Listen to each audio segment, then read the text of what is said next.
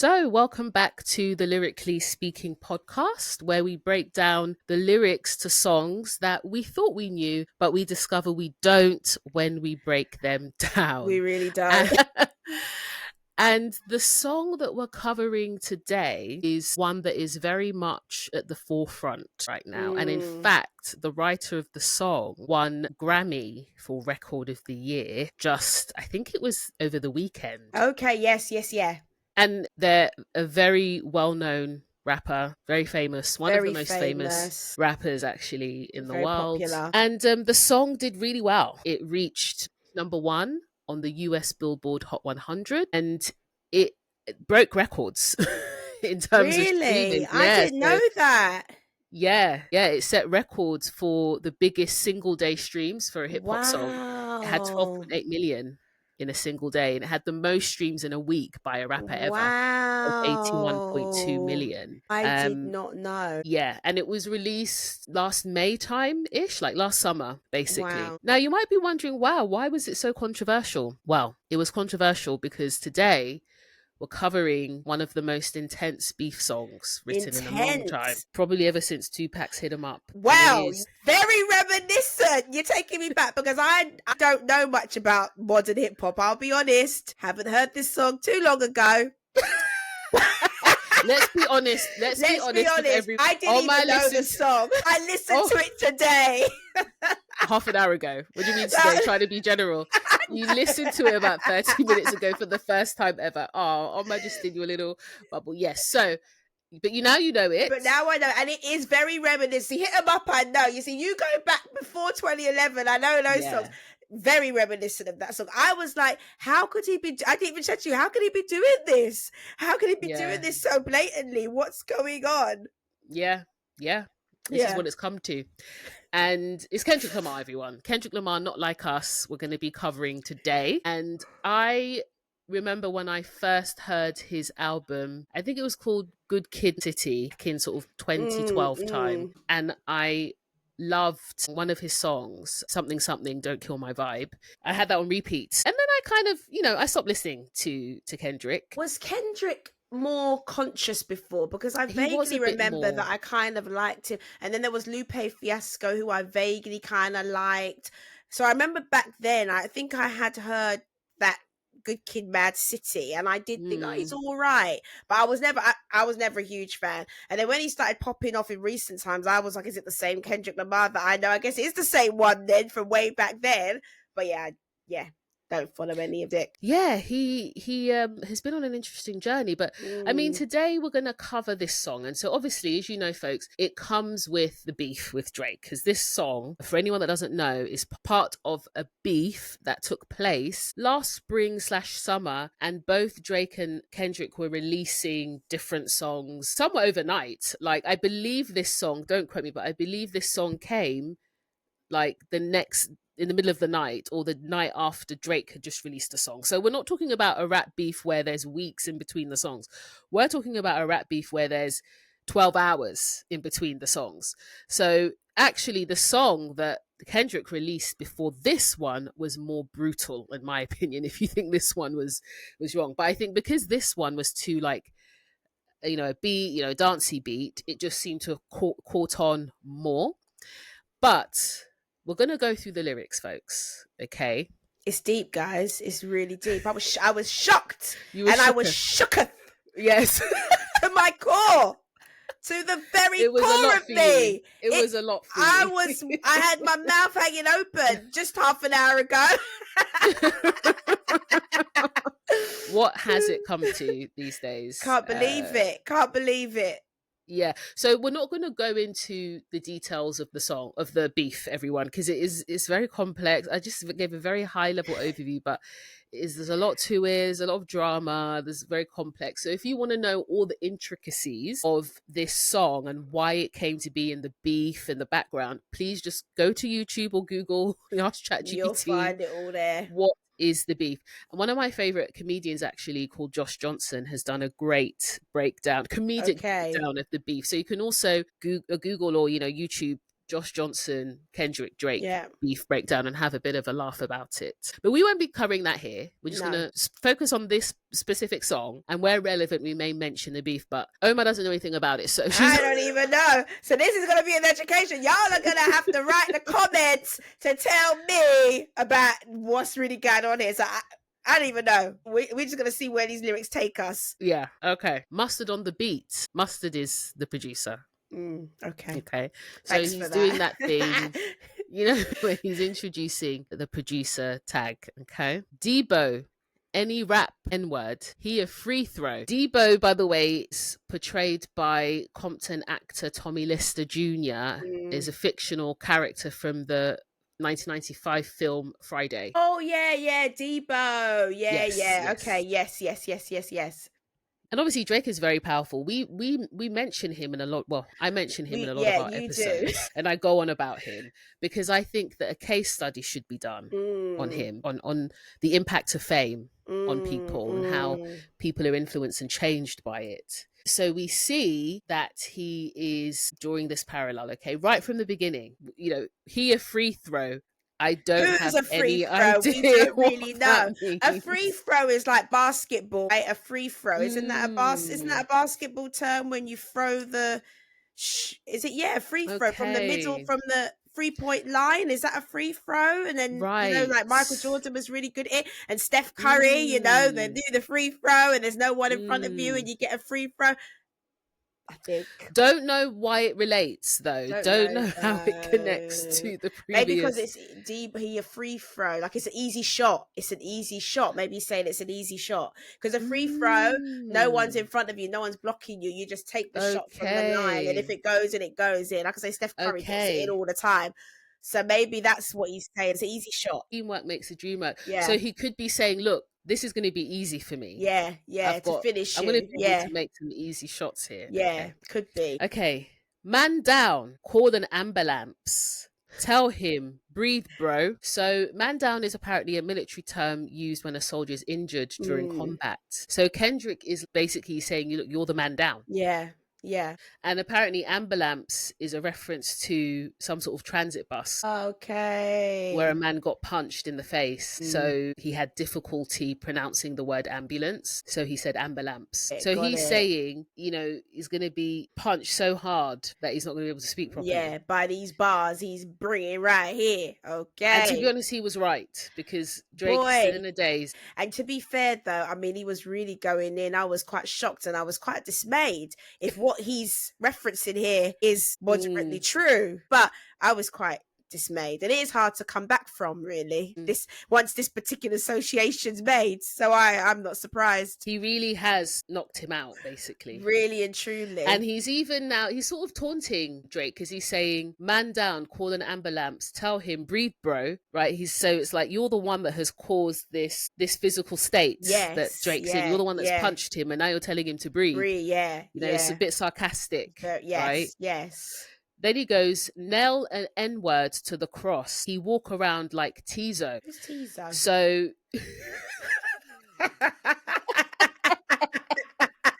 We're not doing well with this. This is why this song needs breaking down, because it's a lot. So basically, Tizo, Touchdown, famously wears nails in his hair. And he collaborated with Drake, actually, on some songs. Got it. Okay, making sense. So he's saying, I'm going to come for you, that you're going to look like the guy that you collaborated with, Tizo. Yes, yeah. So he's really setting it up here. He's saying, look, get ready for what's coming. This is going to be easy for me. It's going to be a free throw. I'm going to come for you. You're going to be down on the ground like the guy that got punched and said ambulance wrong. Was not lying, because he really does come for him. It's hurtful. But it's scary, isn't it? Warning him about what's to come. There's a difference between launching straight into a diss track and then prefacing it, preparing it, warning the person, look, this is what's coming. Drake, you went too far with old Kendrick, clearly. You went too far with Kendrick. You pushed some buttons and Kendrick said, all right then, we're taking it out of fun zone. We're taking out a fun zone now, and we're bringing it into reality. We're getting serious with this now. We're not messing around no more. He did push a button. Actually, he spoke about his family in one of the many diss tracks, which we won't go into. And then the next line is, you don't do. "What's up with these jabroni n words? Trying to see Compton." So Kendrick is from Compton. Yeah, okay, he was born and raised there. So basically, here he's pointing out his frustration with Drake always antagonizing him and saying that he's not scared of coming to Compton. He even says stuff like, "Oh, people in Compton show me more love than you." So yeah, he does a lot of this antagonizing stuff. And so he is basically saying, why are you trying to, come here and don't mess with my hometown? Yeah, basically. Don't mess with my hometown. If anyone knows what jabroni means, please tell us. Jabroni from The Rock, when The Rock used to call people, you remember The Rock, Dwayne Johnson, and he used to say, "You jabroni." He used to call people jabronis. What does this mean? I think it just means like you're like silly or you're a fool. Okay. That's what I think it means. Yeah, it's like not really like it's just like you're a jabroni. It's like an Italian type thing, I think. I'm just like, like you're foolish, like you're a loser. But yeah, Dwayne "The Rock" Johnson used to call people a jabroni. He used to say, "You big fat jabroni," and then he used to say, "Do you smell what The Rock is cooking?" So yeah, that's how I know what jabroni is. So there's a lot of other references. This is why a Kendrick song does need a breakdown. It does, because there's so many references. But folks, we will piece the puzzle together collectively. If jabroni means anything else, it's a double entendre. Please let us know in the chat. Please, in the comments, tell us where we missing. Our US sisters and brothers, help us make sense of this. Then he says, "The industry can hate me. F them all. And they mama. How many ops you really got? I mean, it's too many options." So he's here saying, look, I know that taking on Drake, the industry is probably going to come for me. Yeah. Because Drake is very powerful in the industry. Yeah.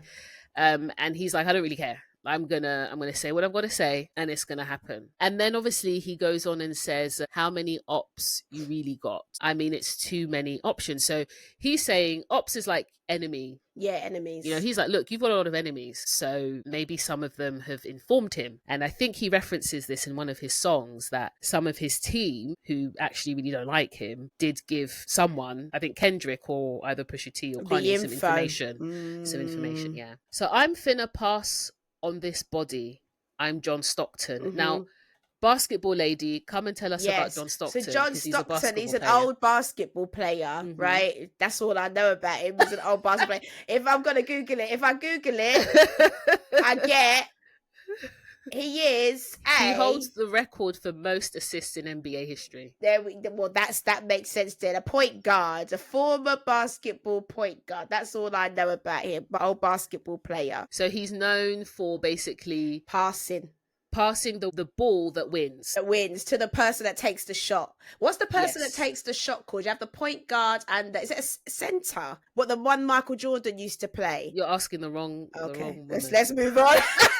Because Michael Jordan and I need to call my husband. He's a basketball there person. was him and this other one, and they had the perfect duo, and they were the point guard and the one that took the shot. They would line up for each other, and it was I got that from a documentary though. I'm not into sports, so I'm not going to pretend. I got it from a documentary. Yes, no, your knowledge of wrestling and basketball has been very helpful. Who would have known? Who would have known exactly at such a critical time?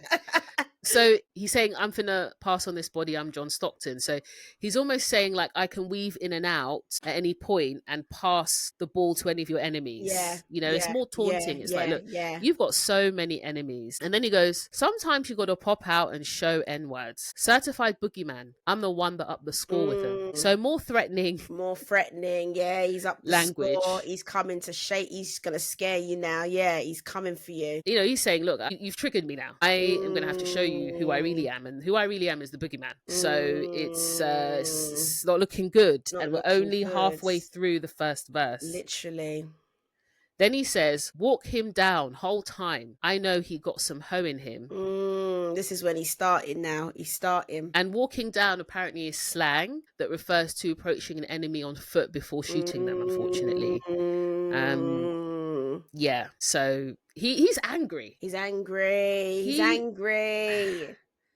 He is really vexed.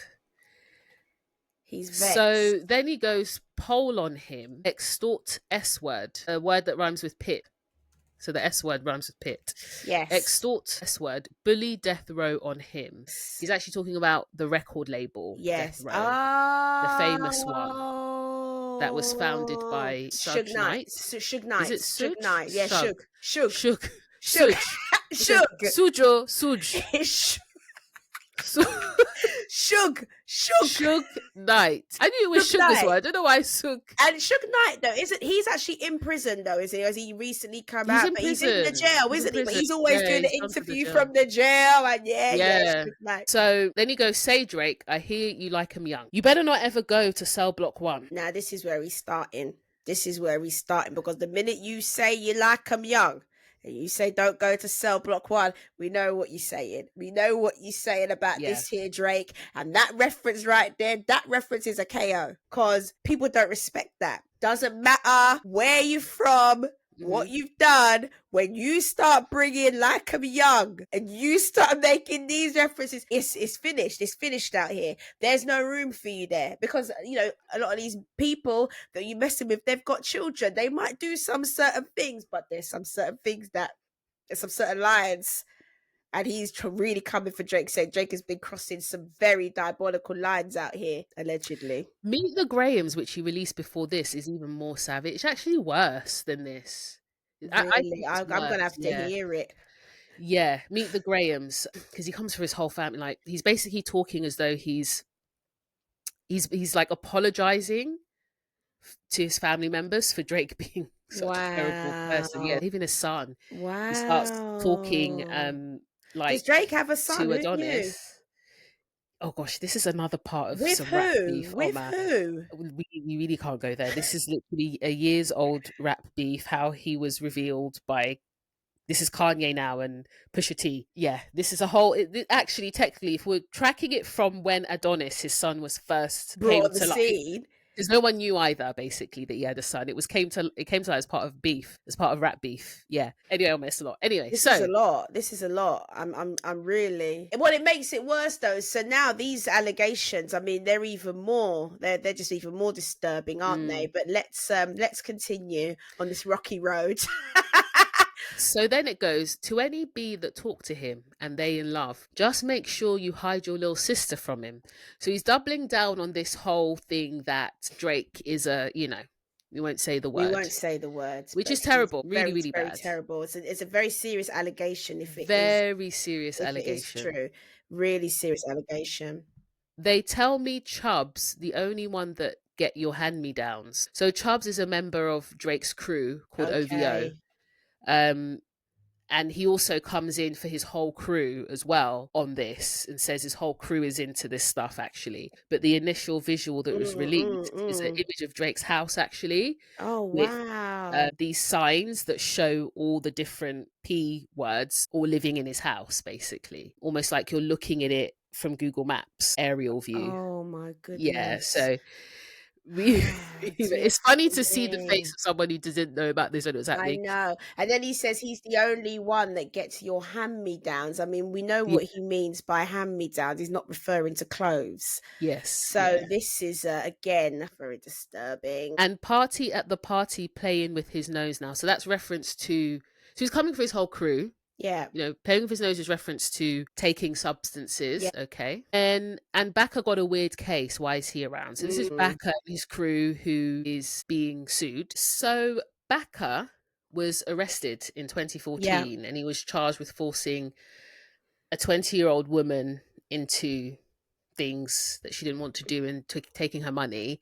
Almost like trafficking, basically. Yeah. And it was dismissed because she refused to testify. Yeah.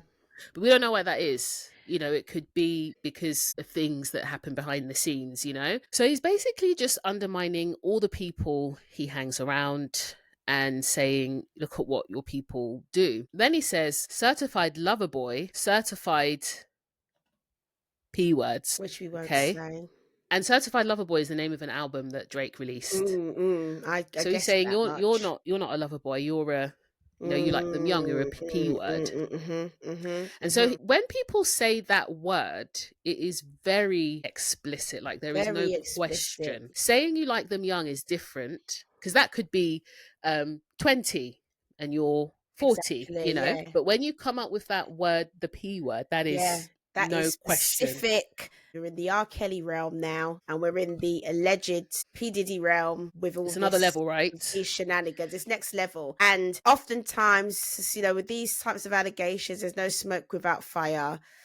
And he's not responded. There's been no clapback. He's not laughed it off. You see, because sometimes people try to comfort people, like, you know, 50 Cent, people try to comfort him, but a lot of times he can kind of laugh it off. He can kind of put out a little post or whatever. So you get the vibes that if you were to dig into it, there's a bit to it, but not too much to it. But this one right here, it's very explicit. And normally rap beef songs are a bit subtle. You've got to sort of read between the lines. Exactly. This one, he's like, no, I'm coming for you.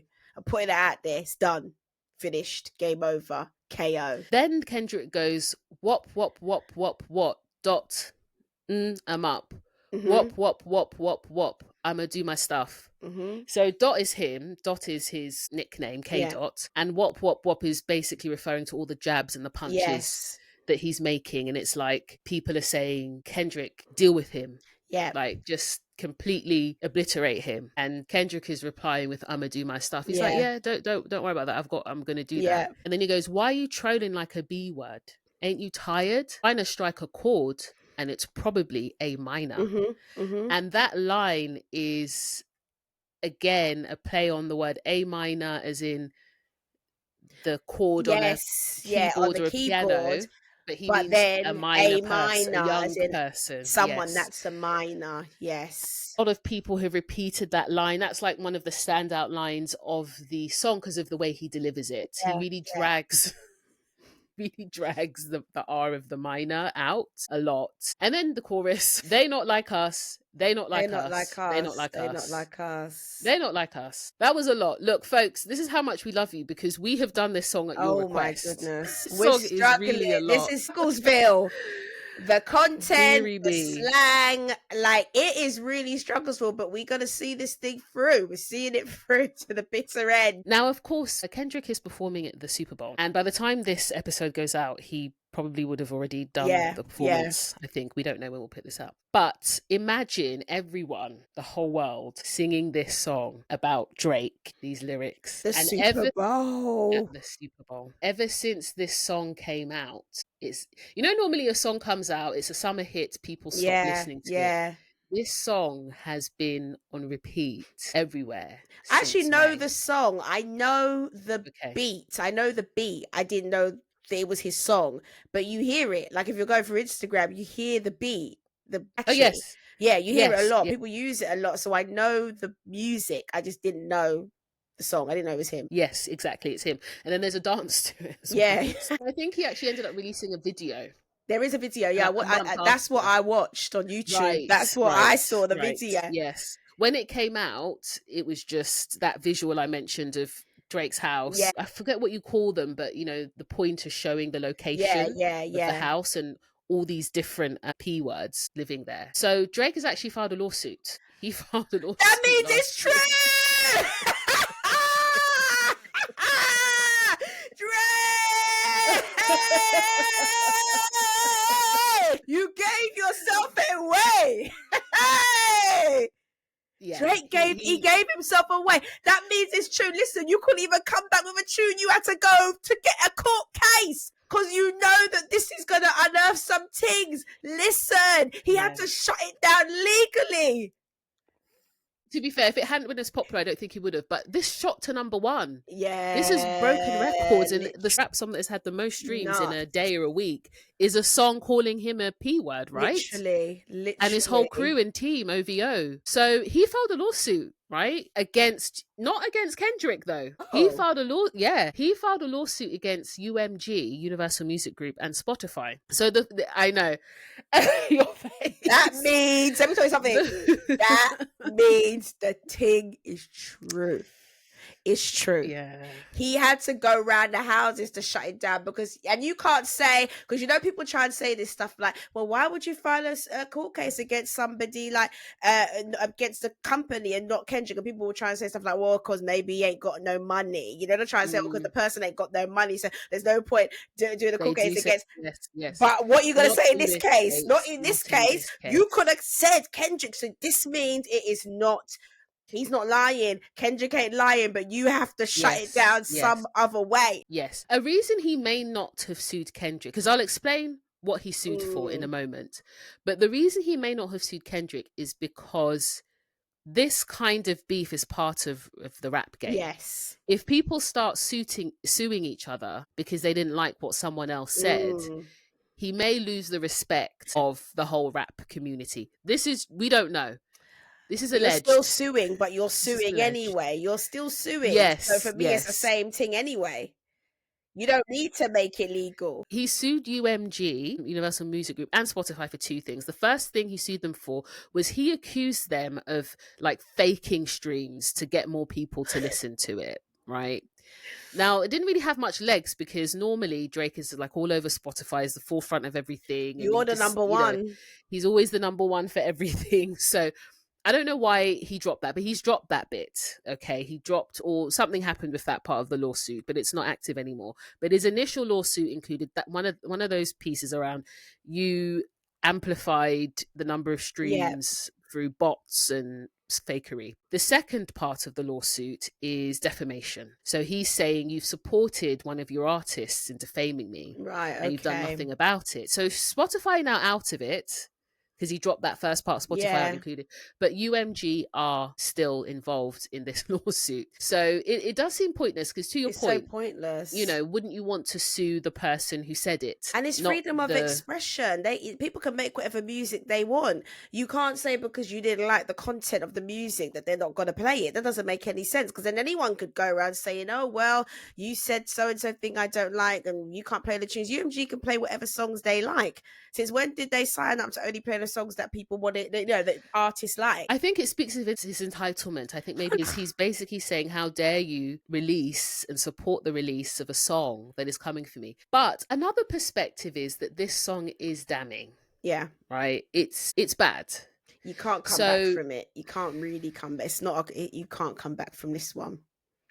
And that links to my first question for you. How far should artists go in their lyrical content when addressing personal grievances? And in addition, people generally, all of us. So obviously we won't be writing songs, but we may be sending text messages. People may be sending emails to address grievances.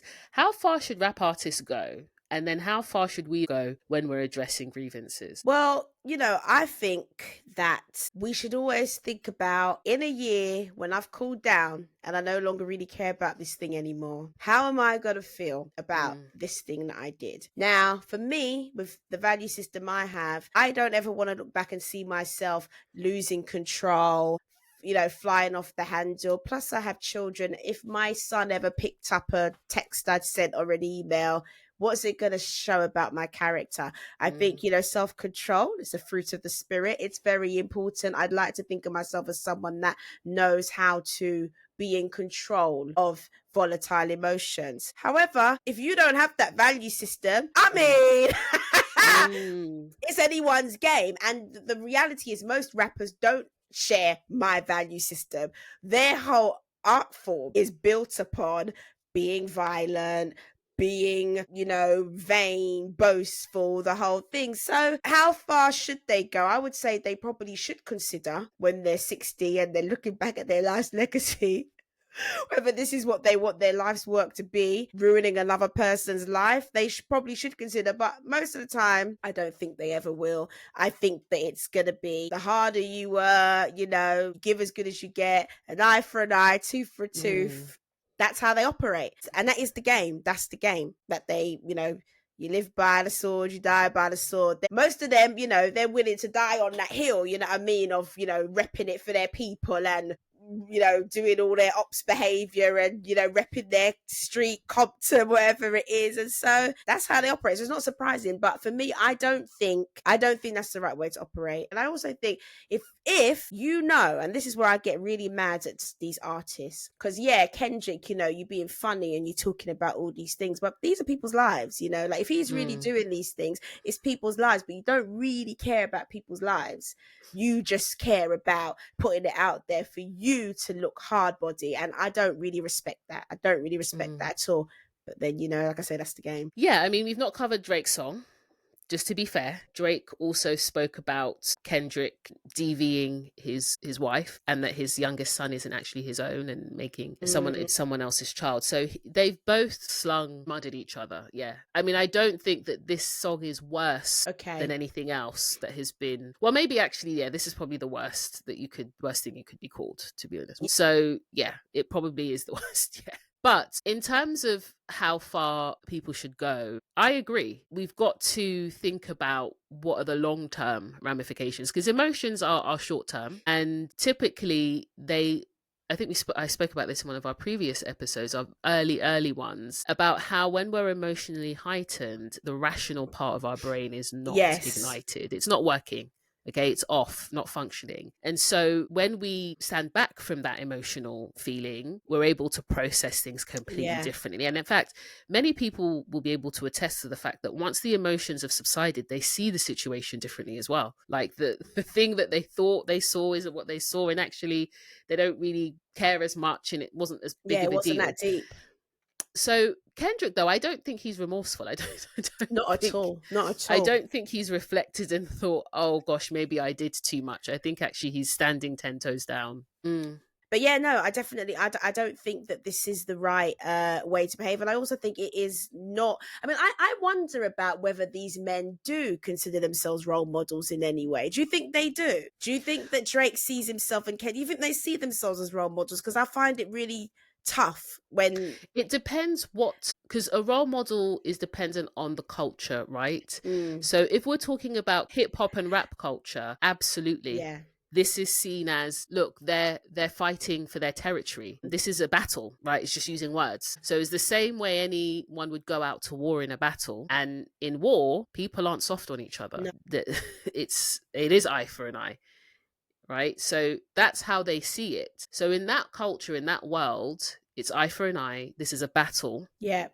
I'm fighting for my honor. I'm fighting for my territory. This is what I have to do. And I won. Yeah. So that's the lens through which it's seen. Yeah. But at what cost? Absolutely. And I think that's really my point with all of this. I think that a lot of the times with these rappers who are like, my territory, my turf, it's so selfish. Like if you look at the beef that existed between, Tupac Shakur and Notorious B.I.G., afterwards it was, they were showing their mums and their children and how it impacted them. And everyone was in tears and everything like that. But whilst you were operating in the way you were, you didn't think that this is actually a son. You know what I mean? This is actually someone's brother. This is actually someone's uncle. And even when you, like I say, you want to out all of these situations and all of these cases, there are real people involved who now, people who are in the know, maybe there's, reporters coming after them now because, it's allegedly you did this and you're not thinking about anything outside of yourself and your own view. It's incredibly selfish. It's incredibly selfish. It's at the height of like just selfishness to me when you're only thinking about how something impacts you and you have no concept or no empathy for, and I think it's empathy actually, no empathy for how it impacts someone, but it's empathy that will always drive you to consider what you're going to do before you do it. You'll always want to try to give the benefit of the doubt and try to, think, could it have been something else? Try to maybe meet the person part way, have a conversation. But the lack of empathy, I think, is what drives all of this. And to your point, these are people's children, but they've also brought one another's children into it. And they're so young. That's what I mean. And they're so young. They're so young, and they will hear this. I know it's entertainment for most people, but I'm just imagining Kendrick and Drake's children, and he brought Kendrick's wife into it as well, hearing these songs when they're older.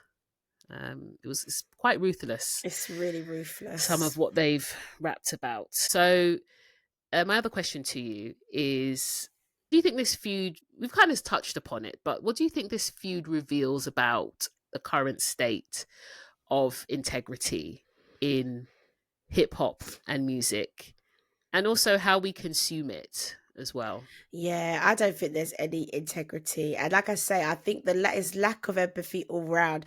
There's no integrity with these hip hop artists. They will go as far as they need to go. They will cross every line. So I don't think there's any moral standards in this. It's like, as far as I have to go, I'm going to go to make a hit, to make sure that I am on top of somebody else. But I think that's the thing as well that we've really got to look at, because this song was the most, you say it was the most streamed hip hop song of all time. And this song, most streams in a day, most streams in a week. Yeah. This song, though, what is this song doing?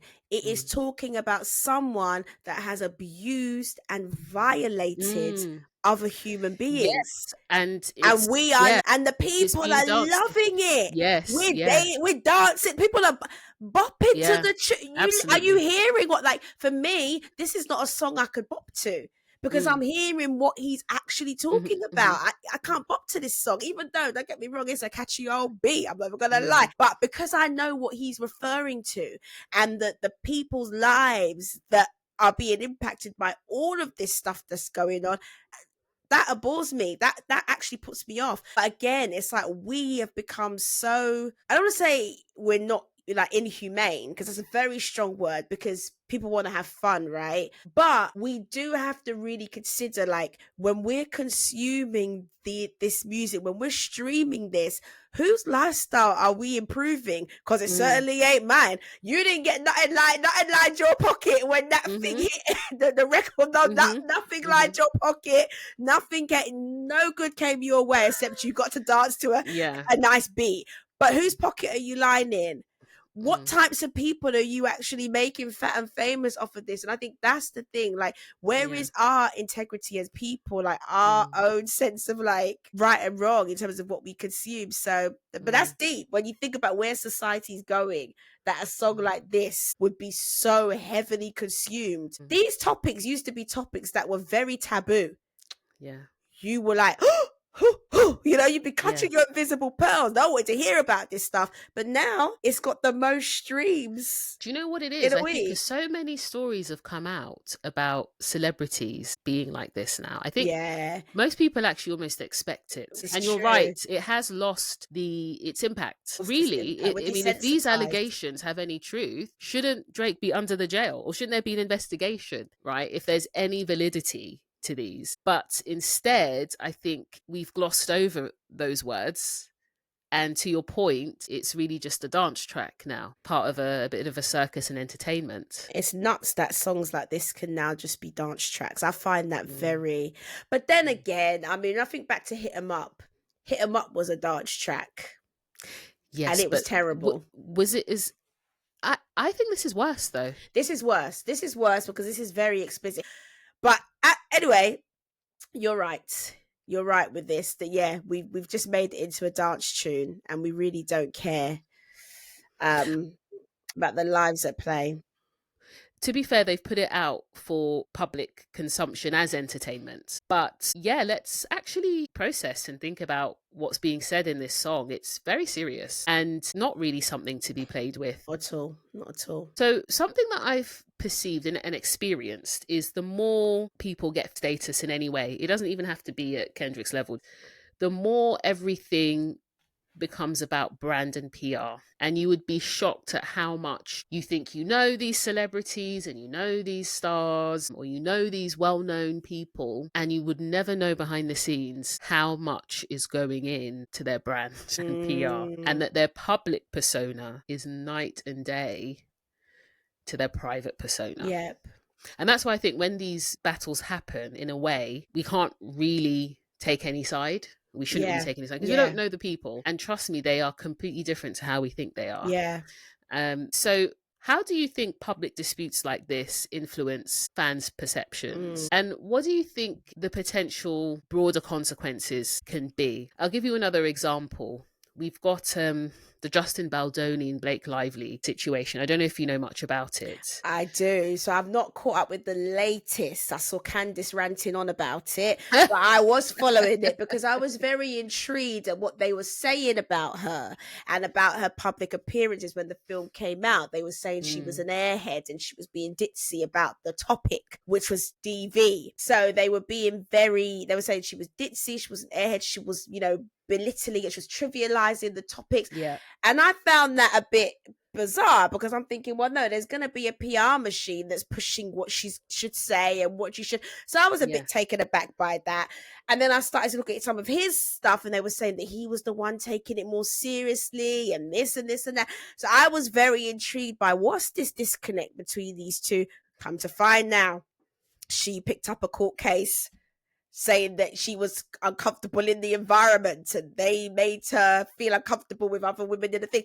Now soon come to find that it wasn't what she said either. There's more to the story, yes. And so but then it played off for me because two actors that have worked so closely together, listen, they meant to be Ariana and Cynthia. They meant to be. True. They're meant to be crying together in interviews and holding each other's hands. Yes. And how this is such an important topic. So I said, no. I said something really went on here. Well, what's interesting about this story is when Blake first brought out her lawsuit, most people believed it because there's been a lot of stories out there, right, about SA happening to actors and actresses in Hollywood. But we then see Justin come with his own lawsuit and his receipts and his evidence. But the thing is he has a billionaire supporting him, right, with this legal case. Not everyone has that. Not everyone has a billionaire behind them to help them fight the public perception or win back the public perception. And so what we see is actually the people that have the most money, the most power and influence dominating the rhetoric, the narrative, and the perception in the public. And it shouldn't be that way. So what do you think fans and people can learn about the impact of these sort of disputes, whether it's Justin and Blake, whether it's Kendrick and Drake? I don't know, I was going to say Kendrick and Lamar. I know, Kendrick and Lamar. What can fans learn about public perception? How do you think these disputes can influence public perception? Well, I mean, this is the thing. All that glitters is not gold, is it? I think it always will influence public perception because you're going to take whoever's case is pushed the most. Like you can even use Amber and Johnny Depp.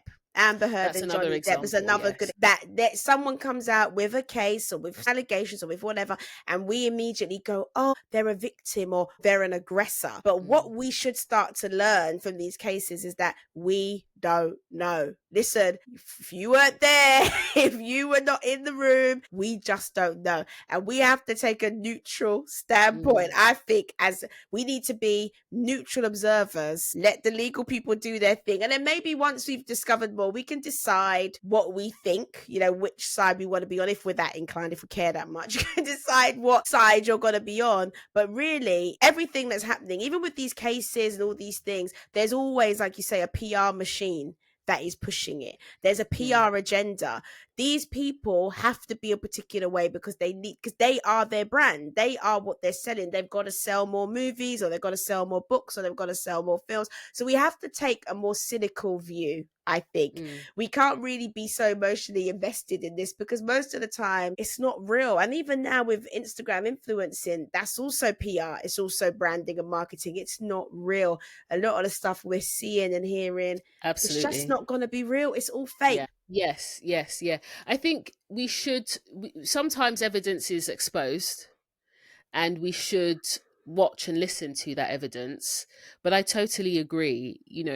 We don't really know what's real because so much is PR, and so much of how the PR goes depends on your money, your power, and your influence. And sometimes it's best to just not have a dog in the fight or in the race at all, So I think what we can see from this beef is that it does cause damage beyond what we immediately see. There are people's lives actually affected, and sometimes there are things in these songs that are concerning that should actually very cause concerning us to say, should we really be even listening to is this this the type person's of music? person that we should be really be listening Yes. to? Honestly, Yeah. that is what I think we have to start to say. Because now when they're singing certain lyrics, I remember, R. Kelly, I can use an example. He was the biggest R&B star of us, when we were coming up as teenagers and into our early 20s, one of the biggest.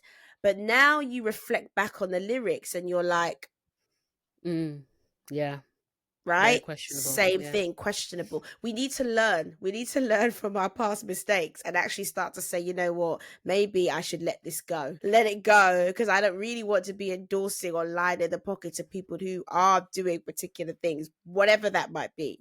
I'm going to come on to my last set of questions, and this is about what not like us means. And when Kendrick says you're not like us, you're not like us, he's really referring to the fact that his main gripe with Drake is that he is a cultural appropriator. He's not he hood. has You're not really from the hood. So he grew up with a Caucasian mother, Jewish Caucasian mother, and a black father. And people argue he grew up quite well off, actually, and in Canada. And he was in a show called, he was like a child star, actually, child actor. Yeah. And people argue, look, you're not even from the culture, really. Yeah. And you grew up privileged. You don't understand what it is to come from this life, and you're rapping about things of which you don't know about, and you're trying to present this hood gangster like persona, and you're being fake. But not only that, you come and you take from the culture, but really you're not from the culture. And cultural appropriation is a big issue. It's a topic that comes up quite a lot. How do you think the song sparks conversations about the fine line between cultural appreciation and appropriation? And I just want to preface this by saying that, Drake is of mixed descent, and I do think it's quite harsh when we say people who are of mixed descent are not like us. And there are many ways that you can be black. You can be a black person who is from a privileged socioeconomic background. You can be a black person who's from a less privileged socioeconomic background. You can be a light-skinned black person. You can be a darker-skinned black person. And so I do want to say that view that unless you are dark-skinned and you grew up in the hood, or you grew up very poor, you're not like one of us. You can't partake in the culture. I think the nuance is with Drake, people's issues is that he comes and gets ideas and steals from the culture. And it doesn't always credit people or makes profit of it. He's almost like a bit of a cultural leech, right? Plus the fact people feel like he doesn't actually connect to the culture properly. He's not from it. So it's the combination.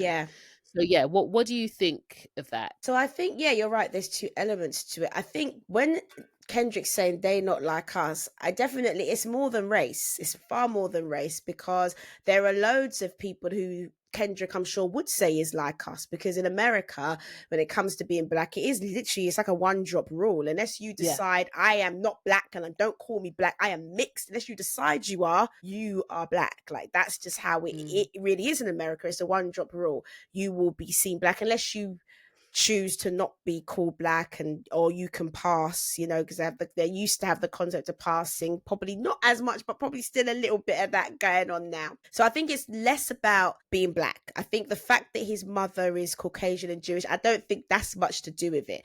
I think really it's about pretending that you understand a struggle that you just don't understand. And people do when they use this struggle to present a persona, make money, he's got a whole crew around him, really copying a lot of, because when you talk about even having a crew, when you're coming up in these environments, why do you have people around you? It's for protection. A lot of the times these people will have that. You grew up with that backing because it's for protection. The people you come up with, the boys, that that around in the gangs, those are the people that are protecting you. You need to have that.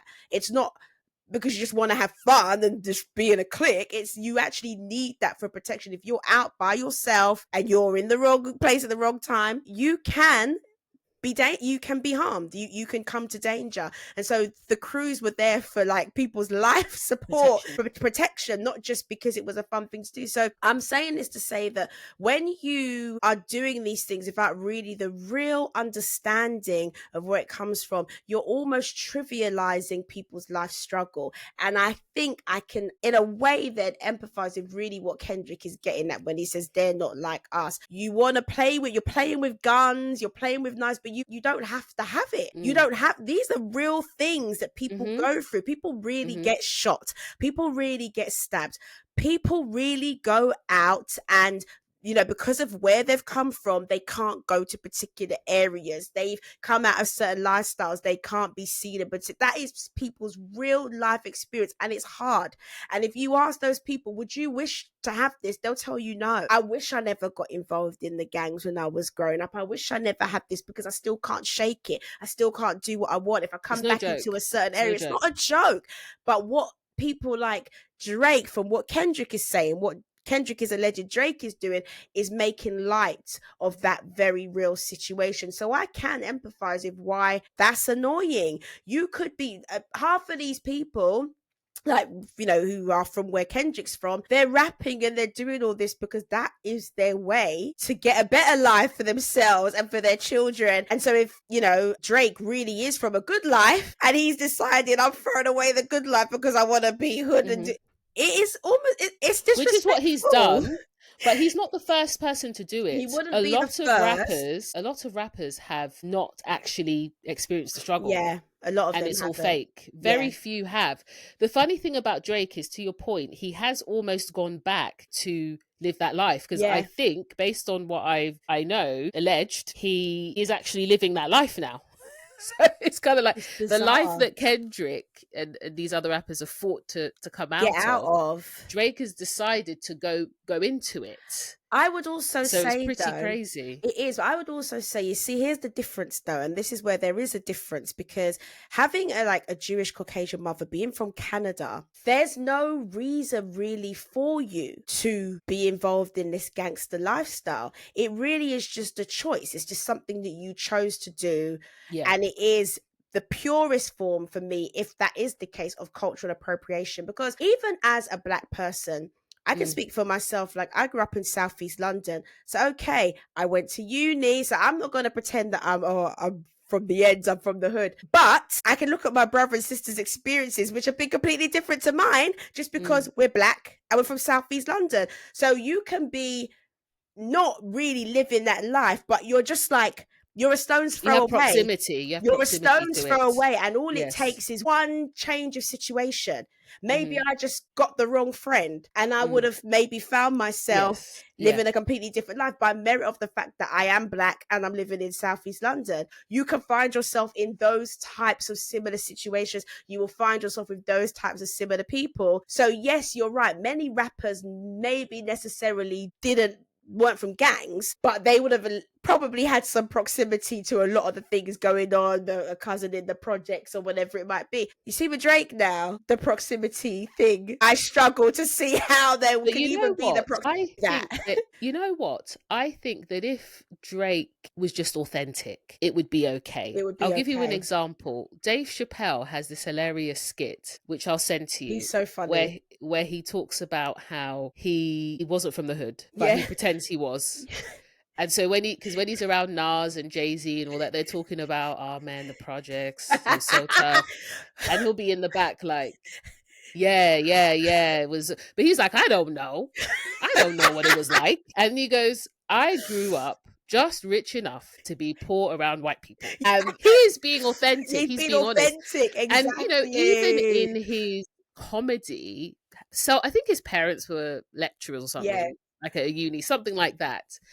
Even in his comedy, he's authentic to who he is, and he pays homage to a breadth of Black experiences. Yeah, exactly. And he's up for the Black community. Exactly. So I think all Drake would need to do is A, be authentic. B, speak up. If you are going to draw from the struggle, you are going to draw from experiences. And that's my issue. Speak up for the black struggles that you benefit from at the very least. And I don't see him do that, really. I agree. You know, he's not a figurehead or a spokesperson for the things that African American people experience. And really, I can understand why the likes of Kendrick would be like, well, what have you even contributed? What have you even contributed to the community? What have you really done? Nothing.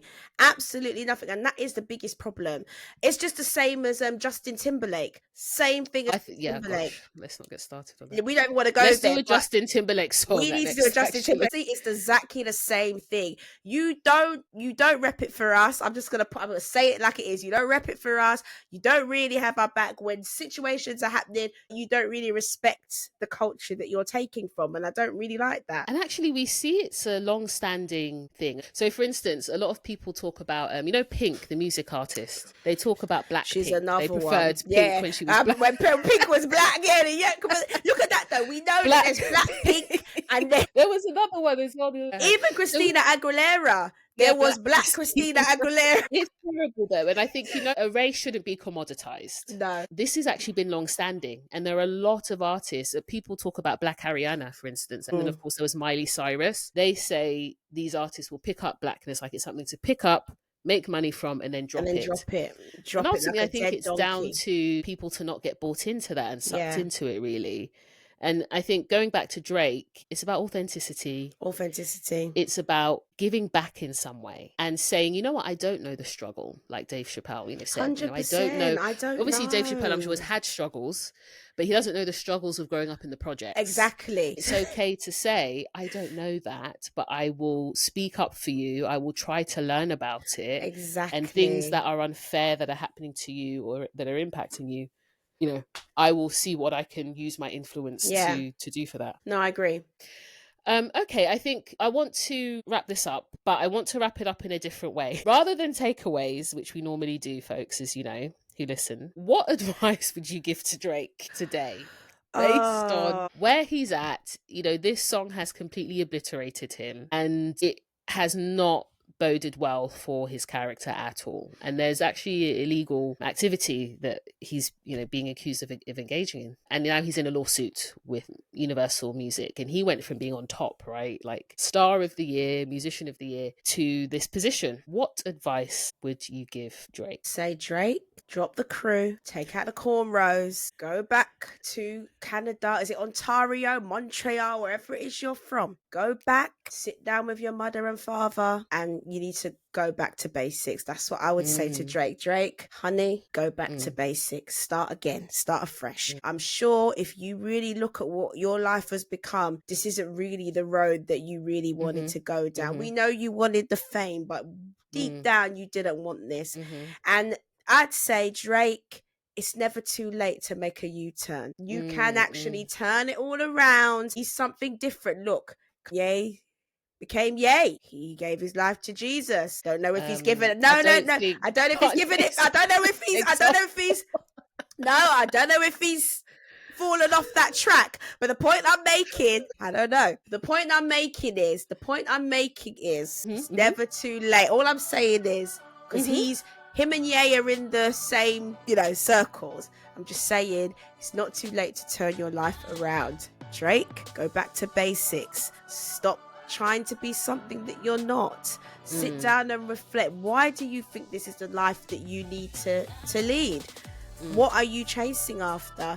You've made the money. You've clearly shown that you've got some talent. People have admired you for your music. You've hit a lot of milestones. I'd say go back to basics. That would be my advice to Drake. Just do some reflection and go back to basics. You can turn this around. Really good advice on that. I hope he's listening. But I would say drop the lawsuit, Drake. Just take the L. Take the L. We shouldn't start fights or get involved in fights that we're not willing to potentially lose in. Yes. Take responsibility. You chose to get involved into this fight, And now the repercussions are what they are. And rather than project the blame onto UMG, Universal Music Group, accept where you went wrong and regroup on yourself. I think he's lost his way. And Lil Wayne told him, just as he was starting out in music, he said, don't think you have to become hood. This sweet rap love song thing that you do, right. Stay there. But he lost his way. He lost his way. And I would say go back to where you were before this whole fame thing and find something that's bigger. No, maybe you need a new journey like Kanye was on. Yeah, past tense. Maybe you need to find something more than this fame, more than the attention, more than the money. There has to be more to your life than that. Yeah. So thanks everyone. Go easy on Drake during the Super Bowl. Please. When Kendrick sing, because he will sing this song. Don't troll, please. Allow man. Look, he's been through a lot. Allow man. We're giving him grace. We're saying, Drake, you can regroup. You can take out the cameras and start afresh. We're telling him, we're giving him permission, and we ask y'all to please do the same. I think also, whatever bad things, if it is true, if he's doing the bad things Kendrick said, he needs to address that. That needs to be addressed. We're going to keep that in the realm of this is alleged. We keep it in the alleged realm. Alleged. Yes. But he yeah. Okay, thank you so much everyone for listening to this episode. Just a quick word to say we really appreciate everyone that has been listening so far. We want more song recommendations from you. Please share them to our email address, which is lyrically.speaking@aol.com. Brilliant. And also, we're reaching the end of season 1 soon, and we're thinking of going live in April and doing our first sort of live with you all. So tell us, should we do it? Should we not? We'll only do it if you comment somewhere, wherever you're seeing this. If you comment and say, yes, you should do a live, or if you email us at our email address. Don't forget to follow us on TikTok, Instagram, and subscribe here. Click the notification bell. We do release every fortnight. Bye, everyone. Bye.